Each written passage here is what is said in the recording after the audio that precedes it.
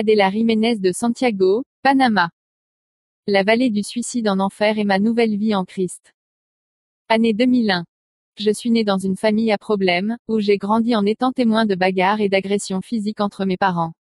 À l'âge de 13 ans, j'ai été violée par mon père. Cette expérience a été très douloureuse pour moi et angoissante. Mes doutes sur le véritable amour de mes parents étaient immenses, et je ne croyais plus en eux. J'étais très déçue par mes parents. Ma mère était au courant du viol, mais ne l'a pas dénoncé en l'aimant beaucoup. Mon père est parti et a disparu. Il n'est plus jamais revenu à la maison à cause des bagarres. Ma mère n'avait pas les moyens de m'élever. Mes 2 frères aînés ont quitté la maison, ce qui leur a rendu la vie difficile, car ils travaillaient. À l'âge de 16 ans, j'ai été forcée de me marier parce que je n'avais pas le choix. Si je ne vivais pas avec mon petit ami, je mourrais de faim avec ma mère. J'ai laissé ma mère seule et je suis allée vivre avec un homme plus âgé. Nos disputes étaient fréquentes à cause de l'alcoolisme. Notre vie était normale sans alcool. Nous participions à toutes sortes de fêtes. Ma vie était triste, il n'y avait pas de paix dans mon foyer. Mes enfants sont nés en voyant ma vie et mon mari jeté dans la pourriture du péché. J'ai toujours été une catholique de Stomch. J'ai visité des églises catholiques et ma vie n'a pas changé.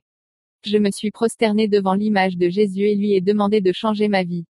Jusqu'à ce que je fasse une prière très sérieuse chez moi, dans la cuisine, à genoux. J'ai dit, je suis allée tous les jours à l'église et me suis prosternée devant son image. Si tu existes vraiment, prouve-moi que tu es réel. Si tu ne me prouves pas ton existence, ce ne sera qu'une image de l'église et ce ne sera pour moi qu'une statue de plâtre. La situation de ma famille avait empiré. Ma fille de 14 ans est devenue une prostituée et a vendu son corps à bas prix. Et mon fils est devenu dépendant de l'alcoolisme. Tout cela était mon exemple de vie et mon mari. Ma maison était condamnée et la famille détruite. J'étais fatiguée de cette vie et j'ai décidé de boire beaucoup dans ma chambre. Mon mari travaillait, et Jésus ne m'a pas prouvé qu'il existait, alors j'ai donné ma vie au fond du puits. Je me suis saoulée et je suis allée me coucher. J'ai ressenti un essoufflement, mon cœur s'est accéléré rapidement et j'ai eu un mal de tête. Vallée des suicides. J'ai appelé à l'aide, mais il n'y avait personne pour m'aider. J'ai crié le nom de Dieu et j'ai eu un blackout général qui s'est éteint. Je me souviens être tombée d'une grande hauteur. Je suis tombée en enfer. Je n'ai vu que des ténèbres et du feu. C'était un endroit terrible où j'ai vu de nombreuses personnes connues de la terre. J'ai vu mon voisin qui est pasteur, il est mort avec beaucoup de remords du mal qu'il a fait dans le passé. Il ne s'en est jamais débarrassé et prenait 10 boîtes de médicaments par semaine. C'était un ancien criminel qui a fait tant de mal que sa conscience est devenue lourde. Il ne se pardonnait pas et croyait que Jésus n'avait jamais pardonné ses péchés. Il est mort et se trouve en enfer dans une fosse de feu. J'ai reconnu un garçon de ma rue. C'était un chrétien différent parce qu'il était dérangé. Il avait un retard mental, mais Dieu lui a donné la grâce de comprendre la parole. Mais les jeunes le traitaient comme une personne spéciale qui mérite d'être prise en charge en cas d'ennui. Il ne s'acceptait pas et voulait être différent. Il s'était coupé les poignets avec son couteau et s'est vidé de son sang. Il est à l'intérieur d'une cellule de prison qui a brûlé son corps, le faisant gémir et crier. J'ai rencontré une femme qui travaillait avec moi dans un magasin de chaussures. Cette femme sortait avec le propriétaire du magasin. Ils étaient fiancés, mais l'homme d'affaires a rompu les fiançailles avec elle. Cette femme a vu ses projets de vie échouer sans lui. Elle s'est pendue avec une corde. Et quand elle est arrivée en enfer, les démons l'ont pendue avec un arc plein d'épines. Elle a pleuré au point de sangloter. Je suis passée devant une cellule où j'ai vu un homme qui était riche dans le pays. De son vivant, cet homme avait acheté une usine et investi beaucoup d'argent. Son usine a fait faillite. Il était déprimé et s'est tiré une balle dans la tête. Il est dans une salle de torture en enfer. J'ai vu un vieil homme se faire écraser par les démons géants qui ont foulé son corps. Ce vieil homme était un ancien de l'église et s'auto-condamnait pour avoir laissé sa femme mourir dans le passé. Il a porté ce poids pendant des décennies et ne s'est jamais libéré. Jusqu'au jour où il s'est jeté du 2e étage et s'est brisé les os en tombant au sol, je l'ai aussi vu en enfer. Je suis passé devant un endroit où j'ai vu un homosexuel qui était rejeté par sa famille. Il a subi les préjugés de la société. Et il s'est jeté devant une voiture. Les démons avec leurs lames ont arraché sa peau et ses organes génitaux. Ils ont dit, tu n'en as pas besoin, tu ne t'en es jamais servi. C'est la même chose avec les lesbiennes. Ils leur arrachèrent les parties génitales et dirent, tu as méprisé ta féminité. Les diables n'ont laissé que le squelette pour être dépouillé de la tête aux pieds. Je suis allé dans un autre endroit et j'ai vu un homme brûlé dans les flammes. Son corps ressemblait à une braise ardente. Il était handicapé d'un bras et ne pouvait pas travailler. Cet homme s'est tué en prenant de la soude caustique. Quand j'ai associé les faits, j'ai réalisé que tout le monde là-bas s'était suicidé. J'ai compris que j'étais dans la vallée du suicide. Les démons découpaient la viande des gens dans cet endroit. J'ai vu ma mère souffrir en enfer. Elle est morte d'une cirrhose, je ne vivais plus avec elle. Les démons lui ont fait boire tout l'acide qui a brisé son estomac. Jésus apparaît en enfer. Un homme blanc est apparu en ce lieu et les démons ont fui devant sa présence. Son rayonnement est si grand qu'il a illuminé les ténèbres de l'enfer. Il m'a regardé et a dit, « Je suis réel, tu as demandé à prouver mon existence. Je ne suis pas cette image sculptée. » La lumière de Jésus s'est affaiblie pour que je puisse voir. Il a dit, « Suis-moi, avant de retourner sur terre. » Strife. Je vous demande de dire à l'Église d'éviter les conflits entre eux avec des discussions désagréables. Les frères doivent apprendre à résoudre les différences et les situations des deux parties. Ils doivent parvenir à un accord personnel. Ceux qui se perdent se disputent tous. Ils tombent dans le piège du diable. Sachez écouter votre frère avant de le juger et de prendre une décision qui vous fera du tort. Entrez dans un dialogue de paix comme deux personnes saintes et converties. Le résultat de la querelle est la destruction. La rancune naît et les conséquences sont désastreuses. Avant d'offenser ton frère, réfléchissez bien, priez Dieu et demandez-lui de vous briser le cœur jusqu'à ce que vous vous calmiez. Ne prenez pas de mesures déraisonnables comme une bec qui ferait du mal à votre prochain. Ce qui se passe dans les églises, c'est la rivalité, la désunion et la déformation de l'image du prochain. Quand quelqu'un ne sait pas parler correctement quand il s'agit de prêcher, les gens n'aiment pas cela et choisissent leurs orateurs. Ceux qui parlent en beauté sont les dirigeants de l'église. Et quand j'utilise les humbles pour parler à l'église, il est méprisé parce qu'il n'a pas de statut dans l'église et pas de grand travail. Les gens se moquent des petits et ridiculisent ceux qui se promènent avec des chaussures coincées et de vieilles chemises parce qu'ils ne peuvent pas prier. Les frères qui prient et demandent quelque chose de moi et n'ont pas encore eu de réponse, ils disent que je ne peux pas entendre leurs prières. Serviteurs, bien sûr que j'entends, ils doivent avoir de la patience. Je ne suis pas comme une image de sculpture que vous ne pouvez pas entendre. Je suis triste du comportement de mon église. Je n'écouterai pas vos prières égoïstes qui me chargent de faire quelque chose et de satisfaire vos désirs. Je veux un peuple qui s'humilie et apprend à attendre le bon moment pour délivrer ce qu'il demande. Tant que tes bénédictions ne viendront pas, je mettrai ta foi à l'épreuve. Abraham a attendu la promesse d'avoir un héritier et a continué à croire en la promesse qu'il ne voyait pas, à savoir la multiplication de sa descendance. Abraham est mort en croyant et a été récompensé pour sa foi. Retour à la vie.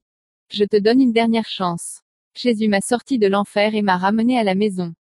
J'étais mort en consommant beaucoup de boissons alcoolisées. Je me souvenais de ma mère en enfer et je ne trouvais pas juste d'y être, mais la parole de Dieu condamne tous ceux qui ne donnent pas leur vie à Jésus. Mon mari est rentré du travail et a réalisé que j'étais pâle et que toute la maison était en désordre.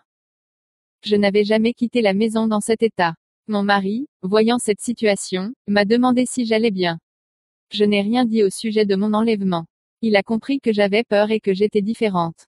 J'étais triste et bouleversée d'avoir vu ma mère en enfer et de ne pas être allée à l'église. Avertissement de l'ange. La nuit, j'étais éveillée et mon mari s'était couché. Un ange m'est apparu et m'a dit, à cause de ta mère, elle ne va pas à l'église et tu es découragée. Elle a choisi le chemin de la destruction, tu ne suivras pas Jésus parce qu'elle est allée en enfer. Une nouvelle chance t'a été donnée, ne laisse pas passer ta chance de servir Jésus. À partir d'aujourd'hui, tu ne seras pas considéré comme acquis. Maintenant vous connaissez l'enfer et pourtant vous avez marché avec votre Sauveur.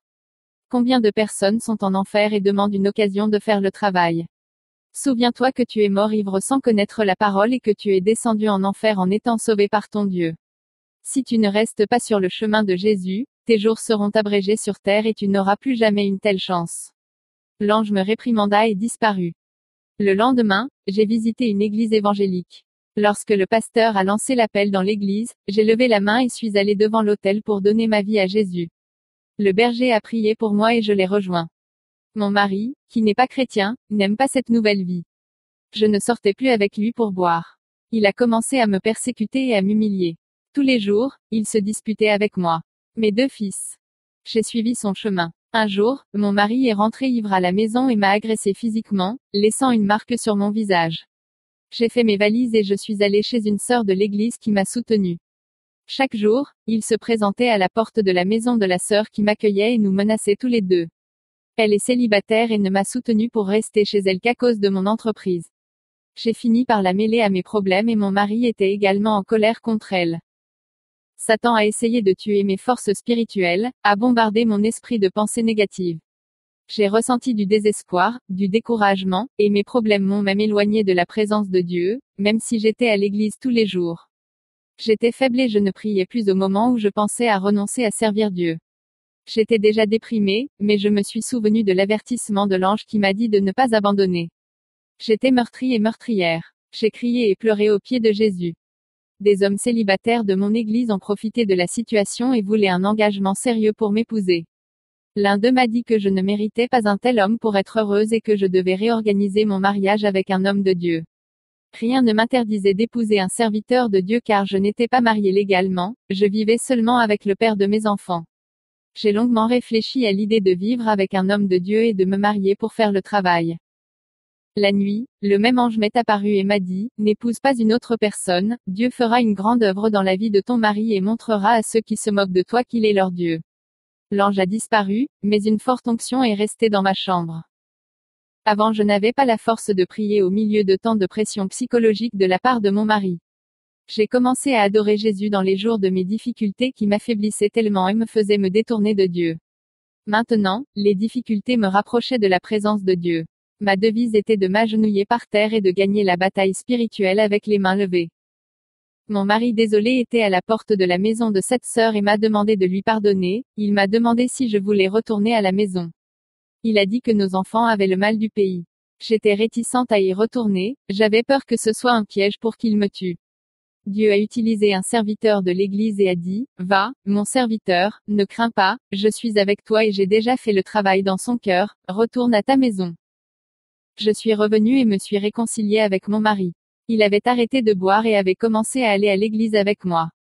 Je n'ai pas accepté de me laisser vaincre par les démons et j'ai lutté pour le salut de ma famille jusqu'à ce que mon mari, lors d'un service religieux, s'abandonne à Jésus. J'ai vu une colombe blanche de lumière se poser sur sa tête. Ce jour-là, il a parlé en langue. Nous nous sommes mariés civilement et religieusement pour ne pas commettre d'adultère. Maintenant, mon mari et moi luttons pour la conversion de nos enfants. Ils étaient agressifs avec leurs parents et nous avons beaucoup souffert d'eux. Satan était furieux de nous avoir perdus et a commencé à utiliser nos enfants. Ils ont vendu nos propriétés pour soutenir leurs addictions. J'ai dit que je ne me battrais pas contre mes enfants, je ne discuterai pas, mon combat est contre les démons qui les incitent à pécher. Je ne me suis pas plainte, mon mari et moi avons intercédé pour la vie de nos enfants. Quelques mois plus tard, mon fils a commencé à aller à l'église et à se débarrasser de ses dépendances. Il a pris la décision de servir Jésus et de se faire baptiser. Ma fille est même devenue chrétienne, mais elle n'a pas abandonné la prostitution. Jusqu'au jour où toute l'église a lancé un appel pour sa vie. Le démon de la prostitution s'est manifesté et a été chassé d'elle. À partir de ce moment, toute ma maison a commencé à servir Dieu. Il y avait la paix dans ma maison, Dieu y habite maintenant. Mes enfants ont épousé des gens de Dieu et sont partis et ont quitté la maison. Je marchais dans l'avenue et j'ai vu mon père qui jouait dans la rue, vivant comme les sans-abri. Il était barbu, puait et souffrait beaucoup. Je ressentais encore un peu de sa souffrance d'avoir été abusé. Mon expérience traumatisante du viol m'a fait avoir peur des hommes. J'ai eu beaucoup de difficultés pendant les premières années où j'ai vécu avec mon mari. En voyant mon père dans cette situation, vieux et sans abri, mon cœur s'est arrêté. J'étais heureuse qu'il soit en vie et j'avais déjà perdu ma mère. Je me suis approchée de lui et lui ai dit, Père, tu te souviens de moi? Il ne s'est presque pas souvenu de moi et a dit, ma fille est déjà une femme. Il m'a demandé de lui pardonner et m'a dit qu'il avait fait souffrir ma mère et moi. Je lui ai pardonné et l'ai appelé à vivre à la maison. Mon père m'a regardé et m'a dit qu'il avait mérité de vivre cela en détruisant sa famille. Je suis rentrée à la maison et j'ai dit à mon mari que j'avais retrouvé mon père. La nuit, j'ai rêvé qu'une personne poignardait mon père et que son âme descendait en enfer. Je me suis réveillée effrayée et j'ai raconté le rêve à mon mari. Il m'a dit que je n'avais que mon père et que je ne pouvais pas le perdre, puisque ma mère était morte. Il a dit que Dieu m'a donné l'occasion d'être heureuse avec ma famille et que mon père ne peut pas mourir sans avoir reçu le même salut que ma mère. Mon mari était au courant de mon ravissement. J'ai attendu qu'il se convertisse pour parler, car quand j'étais du monde, je ne comprenais pas et je me disais folle.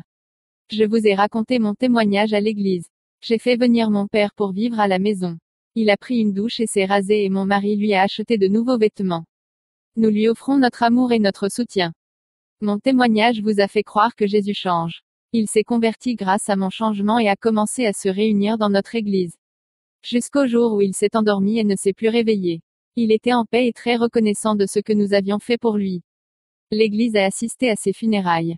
Mon père a vécu avec nous pendant 4 mois. J'ai fait un rêve après être arrivé de l'enterrement, la nuit. L'ange est descendu et a rassemblé l'esprit de mon père. Ils sont montés dans le ciel sur une route d'herbe verte. J'ai raconté ce rêve à mon mari. Nous avons pleuré de joie, cela a réconforté nos cœurs. Chers frères et sœurs, soyez l'exemple de la famille, créez vos enfants en servant Dieu afin qu'ils ne viennent pas passer des tests avec eux. Si ce n'est pas l'exemple pour les enfants, ils apprendront les mauvaises choses et ils donneront du travail. Beaucoup de femmes chrétiennes qui vivent dans mon quartier n'ont pas supporté les épreuves familiales et ont dévié. Apprenez à pardonner à ceux qui vous ont fait du mal, comme j'ai pardonné à mon père. Télévision. Dieu m'a donné une révélation sur la destruction des foyers par la télévision. Jésus m'a dit, il y a beaucoup de foyers chrétiens qui ont été détruits à cause de la télévision. Elle a influencé les familles à pratiquer le mal. La télévision a affaibli les prières de nombreux chrétiens. Leurs cris n'ont plus le pouvoir de faire bouger ma main. Les bergers qui ont la télévision ont ouvert la légalité pour que les démons entrent dans leur maison. C'est pour cela que vos enfants se droguent et que leurs femmes, trompées par les feuilletons, ont laissé tomber leur mari. Combien ont payé un prix élevé pour avoir la télévision? C'est le pouvoir destructeur qu'il exerce à l'intérieur de la maison. J'ai été invité à parler de mon témoignage dans une église. J'ai fini par être en retard et j'ai manqué le but. J'ai fini par être triste d'être en retard à l'église. Mais le lendemain, j'ai appris que le bus que j'allais prendre avait justement heurté une charrette et tué les passagers.